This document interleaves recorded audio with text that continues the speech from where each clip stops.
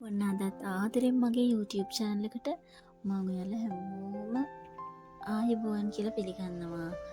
මං හිතනවා ඔයාලා හැමෝම හොඳින් ඇති කියලා. මං ඉතින් ඔයාලට ඉස්සෙල්ලාම ස්තුති කරන්න ඕන. මං YouTube එකට අලුත් කෙනෙක්. ඉතින් අලුත් channel එකක් මට තියෙන්නේ. ඉතින් දවස් ඔයාලා මගේ වීඩියෝ බලලා හොඳයි හරි නරකයි හරි මට ලයික් එකක් දාන හැමෝටම මම ගොඩාක් ස්තුති වෙනවා. මොකද ඔයාලා නිසා තමයි ඔයාලගේ ලයික් එකකින් හරි ඔයාලගේ views එකකින් හරි ඇත්තටම මගේ හිත ඇත්තටම ගොඩාක් ඔයාලට ගොඩාක් ස්තුතියි. අනිවාර්යෙන් ඔයාලට ස්තුති කරන්න ඕන බලන නිසා. හරි දැන් යමු අපේ වීඩියෝ එකට. මේ පෙන්නන්නේ කවුද කියලා දන්නවද? මෙයාව දෙසැම්බර් 25 නත්තල් දවසේ 25 වෙනිදා ගේ ඉස්සරහින් දාලා ගිහිල්ලා එක්කෙනෙක් නෙවෙයි 3 දෙනෙක්. ඉතින් දාලා ගිහිල්ලා මේ අපි එක්කෙනෙක් ගත්ත සේරම පිරිමි කියන්නේ ඌසෝ. ඉතින් අපි තව මල්ලි කෙනෙක් ගත්තා දෙන්නෙක්. ඇත්තටම පව්. එයා දැන් හරි ෂෝක් එකට අපේ ගෙදර ඉන්නවා. ඉතින් එතකොට මේ තමයි මට පෙන්වන්න හිතනට කොන්නේට ඇත්තටම මාරම ඉස්සරි වලට එම හොඳයි. අනික තමයි කොන්නේ අර කසනේවා එතකොට කොන්නේ යනවා නම් මේ පුකුරු වද මල් එක මාරම හොඳයි. මාර බෙනිෆිට් එකක් තියෙනවා. ඉතින් ඒක නිසා මට ඔයාලට මේක පෙන්වන්න හිතුණා. අපි බලමු මේක කොහොමද හදාගන්නේ කියලා.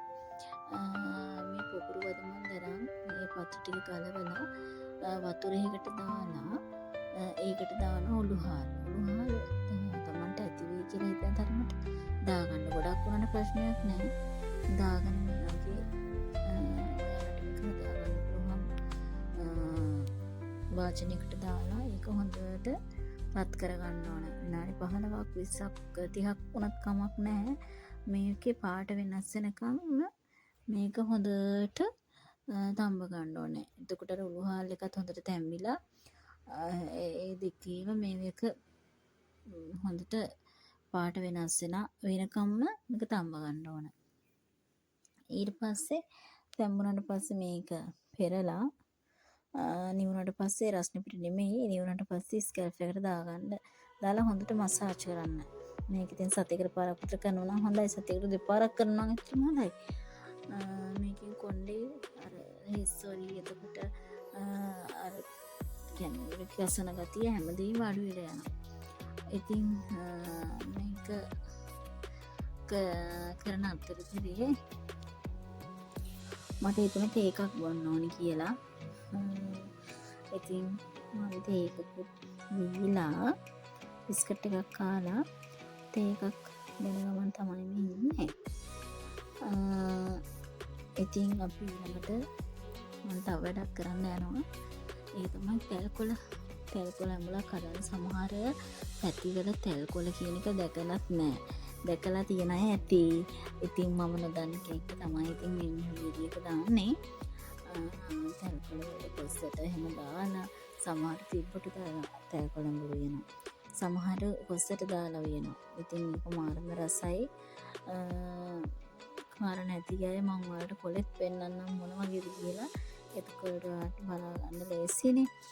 දැකලා නැති අයට ඇත්තටම හරිම රසයි. සාමාන්‍යයෙන් ප්‍රෙග්නන්ට් කෙනෙක් එතකොට ලෙඩ ඇඳේ ඉන්න කෙනෙක් වගේ අර බත් කන්න බෑ කියලා හිතන කෙනෙක් වගේ සාමාන්‍යයෙන් තෙල්කොළ ඇඹුලක් එක කන්න හරිම ආසයි. ඉතින් මම පෙන්නන්නම් ඒවට මොකද්ද ඕනේ කියලා මොනවද අවශ්‍ය කරන්නේ කියලා. ඉස්සෙල්ලා වලක් අරගෙන මම මේ සේරම හොදලා වෙන් කරලා තියාගෙන තියෙන්නේ. මිටිකිරි ටික වලන්ට දාලා ඒකට ලුණු සේරම දාලා උළුහාර කරපිංචා මිරිස් මම ඒකට මේ දාගත්ත බිලින්. මොකද එතකොට අර රසයි බිලින් දාපුවන් පස්සේ කොරක වෙනකොට තමයි බිලින් දෙන්නේ. ඊට පස්සේ මම කොස්සට හොඳට තලාගත්ත කපාගත්ත කොස්සට ටිකත් ඒකට දානවා. ඒකට දාලා තමයි ඊට පස්සේ දාලා මිරිස් කහ 3-5 ඒ සියලුම දේවල් දාලා ඔයාලට පේනවා ඇති මම මේක අත දාලා තමයි මික්ස් කරගන්නේ. හේතුව දැන් වීඩියෝ එක බලන සමහර හිතනවා ඇති ඇයි එහෙම අත දාලා මේව කරගත්තේ කියලා. කැතයි කියලා හිතන තියෙනකොට තමන් කන්න තමන් හදාගන්න දේ තමයි පිරිසිදුව කොහොමද තමන් හදනවනේ. නැතත් කන දේවල් මම කොහොමත් මම කෑවත් අනුන්ට දුන්නත් කෑම බීම ඒ වගේ දේවල් පිරිසිදුව පිළිවෙලට තමයි හදන්නේ. අපි දුප්පත් තමයි. නමුත් පිරිසිදුකම ඇත්තම ඊටාම වටිනවා. ඉතින් මම කතාව කිව්වේ නෑනේ. මං අහලා තියෙනවා මේ වගේ අඹුචාති මේ වගේ ඒ වගේ දේවල් හදද්දී අත දාලා එහෙම කලවම් කරලා එහෙම කරාම මේකේ රසය වැඩිලු. සමහරට කෙමක්ද දන්නෙත් නෑ. ඉතින් ඉස්සර කියන දේවල් තමයි මේ කතාව මට මගේ ආච්චි තමයි කියලා දුන්නේ. ඉතින් එහෙම දාපුවාම රසයිලු. ඉතින් මේ තියෙන්නේ මගේ සේරම 3-5 ඒ දේවල් බෙලින් කොස්සට කුරුඳු පොතු දාලා හදාගත්ත මිශ්‍රණය. මම මේක හදන්නේ මේ තියෙන තැල්කොළ. එතකොට මම තැල්කොළ දැකලා නැති අය තමයි මේ තැල්කොළ කොලේ පෙන්වන්නේ. මේ හાર્ට් එකේ ෂේප් එකට තමයි මේ තැල්කොළේ තියෙන්නේ. ඒකේ මැද මෙන්න මේ වගේ කළු පාට මාක් එකක් තියෙනවා. පැල්ලමක්. තීන්ත පැල්ලමක් වගේ අන්න ඒක තමයි තැල්කොළේ කියලා කියන්නේ. මේ වගේම කොළ 2-3ක් තියෙනවා. අපි චූටි කාලේ අර මේ සෙල්ලමට නිකන් දොතොල් හදනවා කියලා තලලා මේවා කරන්නේ. අන්න ඒකත් මේ වගේ. හැබැයි ඒක පොඩක් රෆ්. කොළේ නිකන් මීට වඩා මේක හරි සිනිඳුයි. අරක නිකන් රෆ් ගතිය තියෙනවා. ඉතින් මේ ඔන්න ඔය මම දැන් මේක හදන්නේ දරලිපේ. මොකද දරලිපේ මේ වගේ දේවල් හදද්දී තවත් රසයි. ඉතින් දරලිපේ මෙන්න මේ විදිහට අර මිශ්‍රණයේ කොස්සට ටික බෙලින් ටික තැම්බෙන්න හොඳට තියලා ඒක තැම්බුණාට පස්සේ හොදි එක පැහෙනකොට තමයි මේ කොළ ටික දාන්න ඕන. කොළ ටික දාලා ඒක වහලා තියන්න ඕනි. වහලා තියලා විනාඩි 5කට 10කට පස්සේ ඒක අනිත් පැත්ත හරවන්න යට ටික උඩ අතට ගන්න. එතකොට උඩ ටිකත් ගානට ලස්සනට තැම්බිලා විනාඩි 10කින් විතර 15කින් විතර ඔයාලට බා ගන්න පුළුවන්. සමහරු මේක හොදි තියෙනකොට බානවා, සමහරු මේක හින්දනවා. අනික මේකට කොච්චි දානවා සමහරු. ගොඩක් සැරට කන්න ආස අය කොච්චි දාලා හදනවා. කොහොම කරත් මේක ඉදීගෙන එනකොට මාරම සුවඳකුත් එනවා. හරිම රසයි.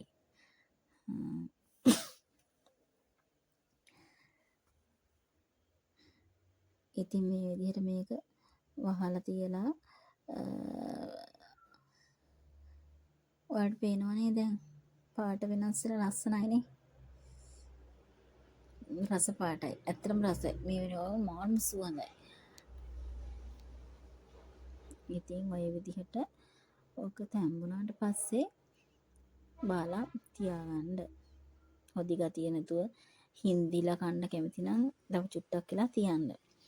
ඉතින් ඔය අතරේ මම අපේ අම්මට ඕඩර් කරා බතික් ගවුන් දෙකක්.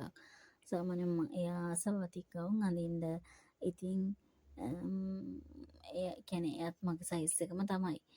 එයාට කියන්නේ මම ඇඳලා තමයි බල්ලා තමයි එයාට දෙන්නේ. මම මේක ඕඩර් කරේ සදෙව් බතික් කියන පේජ් එකෙන්. ඇත්තටම ලස්සනයි යාළගේ ඇඳුම් ඒ ගානටත් වටිනවා. මම ඔයාලට ඇඳලා පෙන්නන්නම් මොන වගේද කියලා. මේක ගවුන් දෙකක් තියෙන්නේ. මම ඇඳලා පෙන්නන්නම් ඉන්න චුට්ටක්.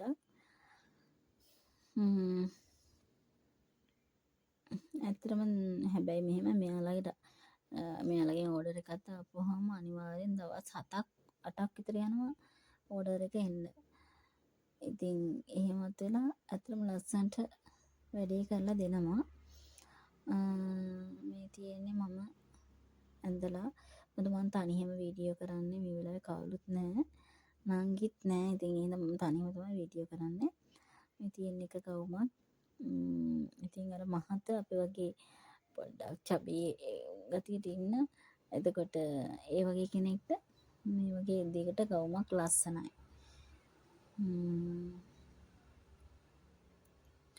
එන්න බලන්න ඊළඟ ගවුමත් අපි ඇඳලා බලමු. මේ තියෙන්නේ ඊළඟ ගවුම. ලස්සනයි නේද?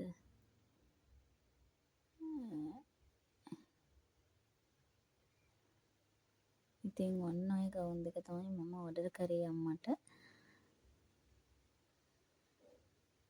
මම ඔයාලට වෙලාවක මගේ අම්මව පෙන්නන්නම්. එයාත් මං වගේම තමයි. තව ටිකෙන් ෆැෂන් ෂෝ පෙන්නන්න ගිහින් වැටෙනවා.